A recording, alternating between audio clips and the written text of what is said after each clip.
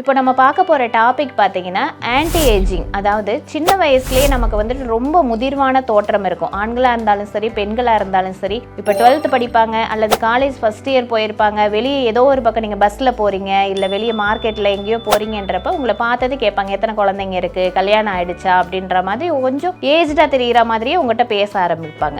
இதுக்கெல்லாம் காரணம் என்ன அப்படின்ட்டு நாம் இதை நினச்சி நல்லாவே ஃபீல் பண்ணிட்டு இருந்திருப்போம். பேசிக்கான காரணங்கள் என்ன அப்படின்றத பற்றி மட்டும்தான் நம்ம பார்க்க போறோம். இதுல பாத்தீங்கன்னா நம்ம சின்ன வயசுல இருந்தே நாம எடுக்கிற உணவு பழக்க வழக்கங்கள் எந்த மாதிரி அதனுடைய தாக்கத்தை கொடுக்குது. நாம டெய்லி அன்றாடம் லைஃப்ல நாம ஒவ்வொரு விஷயங்கள் நம்மளுடைய அழகு சாதனமா இருக்கட்டும், இல்ல நம்மளுடைய ஒரு எக்ஸ்டர்னல் அப்பியரன்ஸ்க்கு நாம என்னென்ன மெனக்கெடுறோம், அது ரிலேட்டடா என்னென்ன மாதிரியான பலன்களை கொடுக்குது. மெயினா வந்துட்டு பாத்தீங்கன்னா உணவுகள்ன்றதுல வந்துட்டு நம்ம காலையில இருந்து நைட்டு வரைக்கும் நாம என்ன மாதிரியான உணவுகள் எடுக்கிறோன்றது யாருக்குமே ஒரு அவேர்னஸ் கிடையாது.